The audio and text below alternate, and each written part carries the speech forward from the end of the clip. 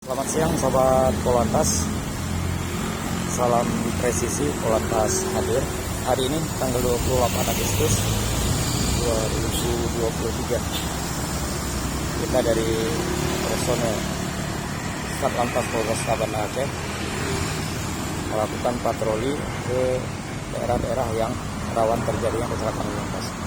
Salah satunya di sini, di depan kantor gubernur Jalan T. Nyaharik.